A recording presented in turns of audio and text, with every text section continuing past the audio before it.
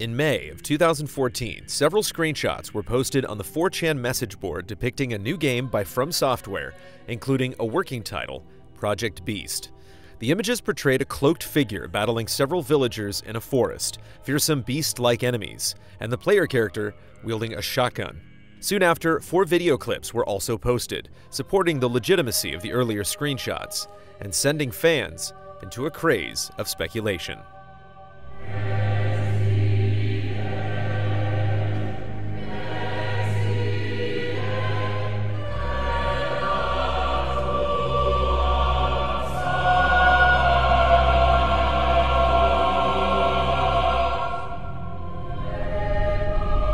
Whatever happens, you may think it all a mere bad dream.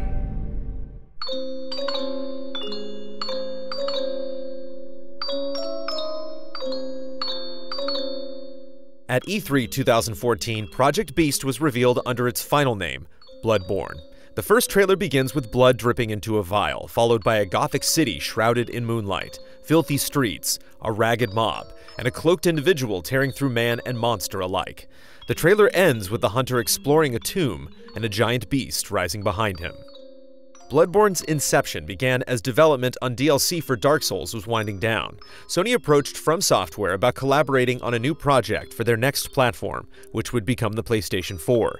Excited about the prospect of working on new hardware, From Software gladly accepted. Hidetaka Miyazaki was assigned as director, and development commenced parallel with Dark Souls 2.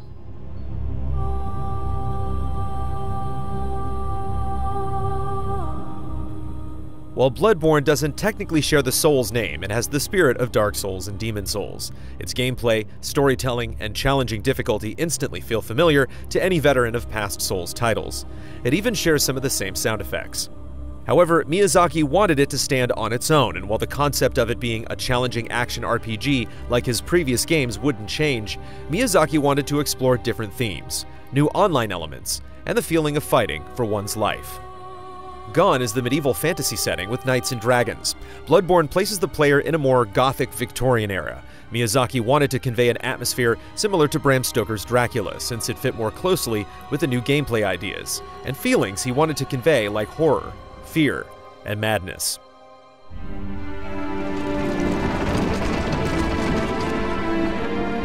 During Bloodborne's development, From Software was acquired by Japanese publisher Kadokawa, who purchased 80% of the company's stock. From Software was added to the Kadokawa Group, alongside Kadokawa Games. From Software CEO Naotoshi Zin stated, "With a new system, from this point on, I believe we'll be able to make newer and more in-depth games." On May 21, 2014, it was announced that Hidetaka Miyazaki was promoted to president of From Software. This promotion came as part of a large group of personnel changes following the Kadokawa acquisition. Demon Souls producer Masanori Takeuchi was named senior managing director. In an interview with Future Press and the official Bloodborne strategy guide, Miyazaki was asked if being the president of From Software reduced the amount of time he was able to devote to Bloodborne as its director. Miyazaki stated, "Well, to be honest, I'm probably shirking a lot of my presidential duties. Or you could say that everyone around me is humoring me on that front. In terms of percentages though, I'd say it's around 20%. Out of your typical 5-day work week, I'd need to devote a little over a day to that kind of work. Still, it's not as if I was able to devote 100% of my time to directorial duties even before. Once I knew that we'd build a current company structure, I had the director-level staff plan a new production workflow, one that helps support my work when I'm running short on time. So I wouldn't say I'm devoting less time to game design now."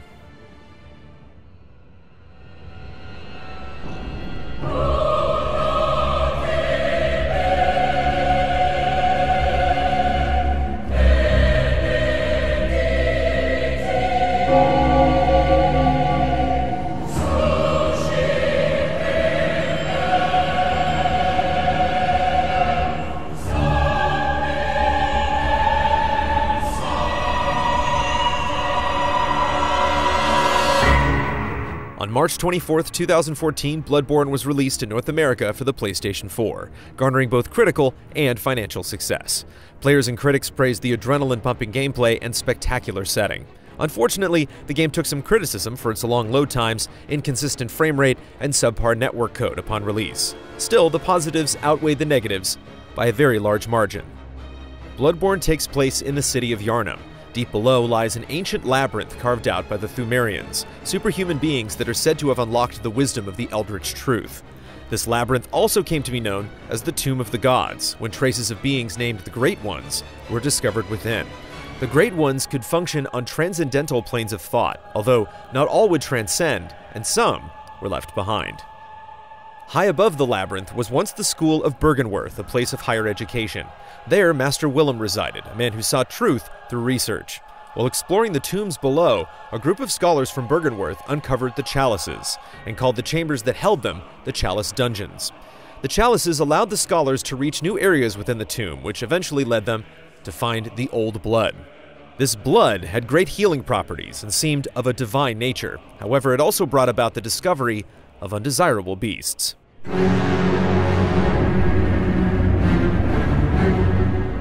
After the Old Blood was found, a rift was drawn between Master Willem and one of his students at Byrgenwerth named Lawrence. Lawrence wanted to use this blood not only for its healing properties, he also believed it was the ideal method to transcend humanity by transfusing it into human bodies. Master Willem disagreed with this philosophy and thought the blood was too dangerous to use. Master Willem instead looked to beings from higher planes for guidance, and sought to line his brain with eyes in order to elevate his thoughts. Lawrence and Willem had a falling out. Lawrence left Byrgenwerth but promised to remember Willem's warnings about the dangers of blood. Lawrence went to the city of Yharnam and started the Healing Church. The blood was distributed among the citizens of Yharnam, and the Healing Church rose to great power. People came from all over to consume the blood and heal themselves. It became more intoxicating than alcohol among its patrons. However, those infected with the blood began to transform into beasts. This plague ran rampant throughout the city, and a new branch of the Healing Church emerged: the Hunters. Among them was Gehrman, the first hunter. Working alongside Lawrence, Gehrman founded the Healing Church Workshop, where he trained future hunters and created weapons designed specifically to kill beasts. Eventually, hunters spread to different sections of the church, like the choir and the School of Mensis. The hunters patrolled the streets, either to protect the innocent or conceal the cause of the transformation. Regardless of their reasons, the hunters struck down the beasts with a vengeance.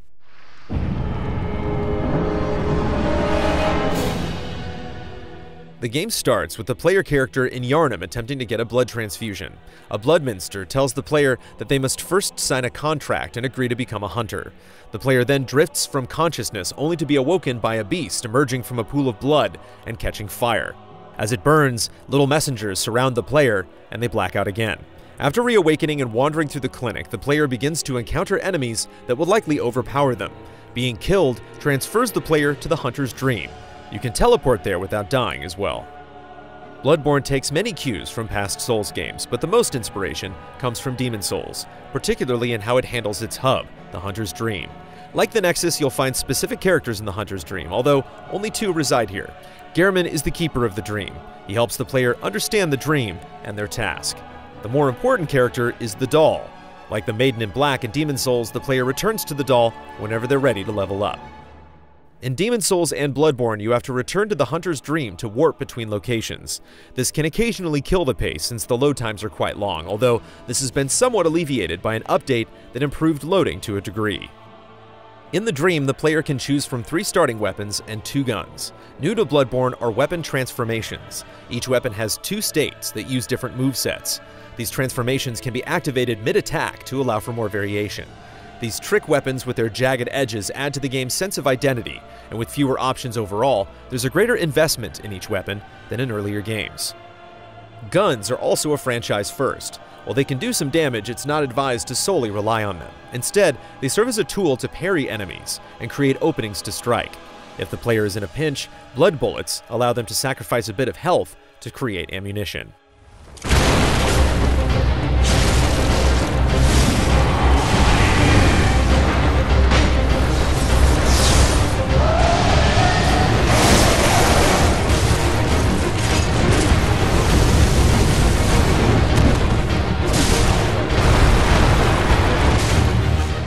Bloodborne is a game about fighting for one's life, so aggression is more encouraged than in other Souls games. This is made apparent not only by the lack of shields, but through the rally mechanic. If the player takes damage during battle, they have a short period of time to recover some of their health by slashing at their enemy, almost like they're absorbing the enemy's blood. You primarily regain health with blood vials. Unlike the Estus flask from Dark Souls and Dark Souls 2, blood vials are consumable items that don't automatically refill. They must be bought or found. This can be a slight problem if a player is stuck on a boss and they run out, as they have to grind for more. Thankfully, there are plenty of vials to pick up, and they're relatively cheap. Souls games have always done a good job of tying game mechanics with the lore of the world, and Bloodborne is no exception. Carol runes are transcriptions of inhuman utterings of the Great Ones, and players can equip these runes to gain enhancements like increased stamina or the ability to hold a greater number of blood vials. Bloodborne's level design is most similar to the first Dark Souls. Connected areas with sprawling twists and turns that lead to shortcuts and hidden items, encouraging the player to explore their surroundings. Transitions between these districts are believable, and the game does a great job of rewarding those that go the extra mile. While exploring Hemwick Charnel Lane, Canehurst Castle can be seen off in the distance in the middle of a lake. This castle can be ignored, but if the player accomplishes the necessary steps, they're rewarded with one of Bloodborne's most fascinating locations.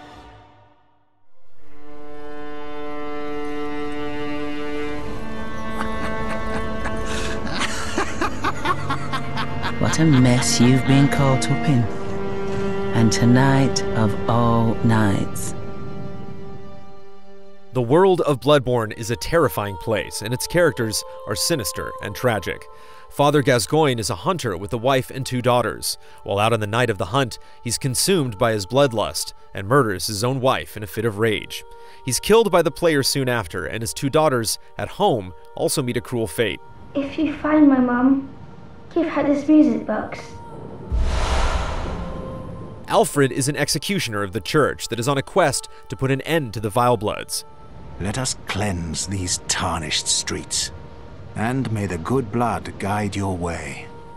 He has a calm and polite manner until he receives an invitation to the home of the Vile Bloods, Canehurst Castle. Once there, he slays the queen of the Vile Bloods and basks in his glory and madness. He then kills himself in order to become a martyr, like his old master. Following these threads often requires the player to take careful note of details along the way, but for those who do, Bloodborne presents many such macabre tales. A big theme in Bloodborne is cosmic horror, and how humans deal with inhuman knowledge. This is portrayed in gameplay through insight, which is collected and used to buy items or summon players. Besides acting as a currency, it also affects the world and gameplay. Certain enemies will use different attacks. Winter lanterns can be heard singing off-key at a further distance, and lesser amygdalas become visible in certain areas. The Covenant system in Bloodborne is a bit more streamlined than previous entries. The act of joining one is often the same, where the player speaks to a character and agrees to aid them in their cause. However, you can now change covenants on the fly without returning to the character associated with that covenant. When swearing to a covenant, the player is given an oath rune. Simply equipping this rune automatically designates you as a member of the covenant, and some bestow bonus stats as well.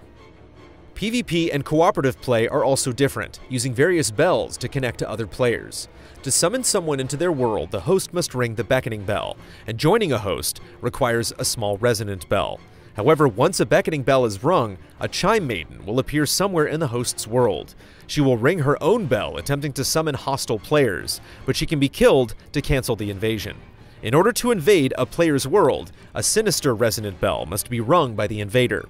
The player can then be summoned into a host's world, as long as the chime maiden is alive.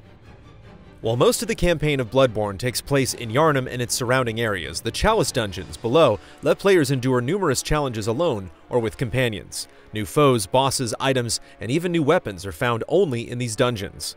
To access them, a Chalice ritual must be executed in the Hunter's Dream. Performing a ritual requires specific items like ritual blood and tomb mold. Many of these dungeons are procedurally generated, but they can be shared online for other players to try. They add some longevity to the game, but as many share similar structures, exploring them can become quite tedious.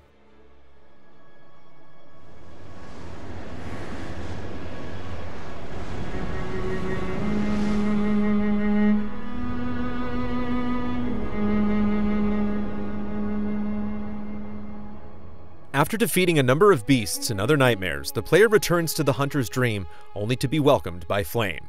The doll instructs the player to find Gehrman, and when confronted, Gehrman tells the player they've done well, and the night is near its end. The player has to make a choice leading to one of 3 endings: leave the dream, become the new master of the dream, or become a great one. As in previous Souls games, after the credits roll, New Game Plus becomes available.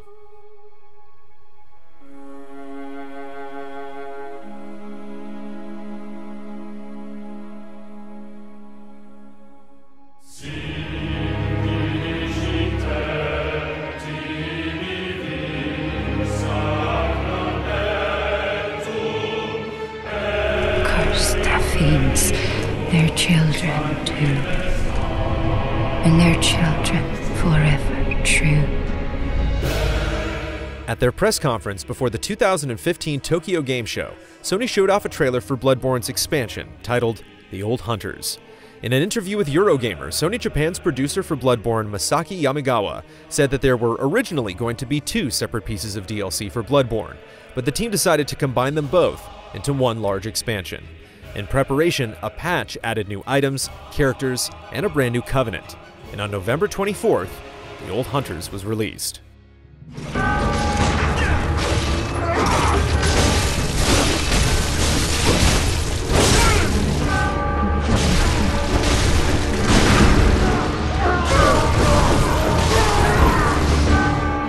The Old Hunters takes place in the Nightmare, a realm where hunters are taken when they become drunk with blood. Here, they're destined to wander forever, engaged in an endless hunt, a fate no hunter can escape. Within this nightmare lie secrets of old, sins committed by scholars of Byrgenwerth long ago. To reach the expansion, the player must first defeat Vicar Amelia and pick up the Eye of the Blood-Drunk Hunter and the Old Hunter Bell. With both of these items, the player must return to the amygdala outside the Cathedral Ward and allow themselves to be carried into the nightmare.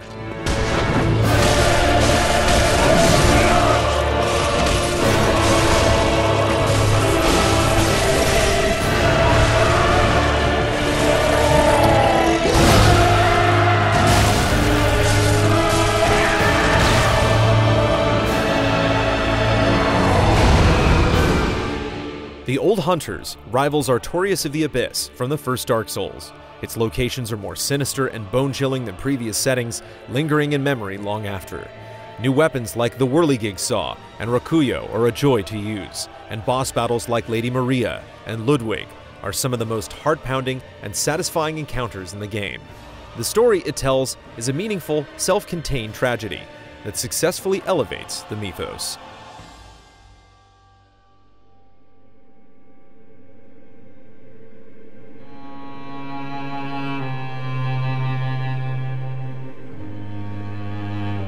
Does the nightmare never end?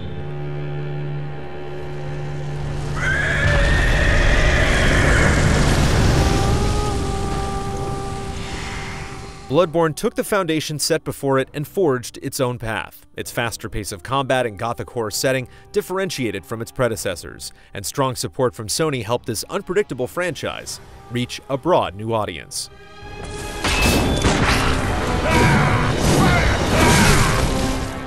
Although Miyazaki had left Dark Souls to work on Bloodborne, there was still more to tell. He wanted to return to his most famous franchise and end Dark Souls as we know it.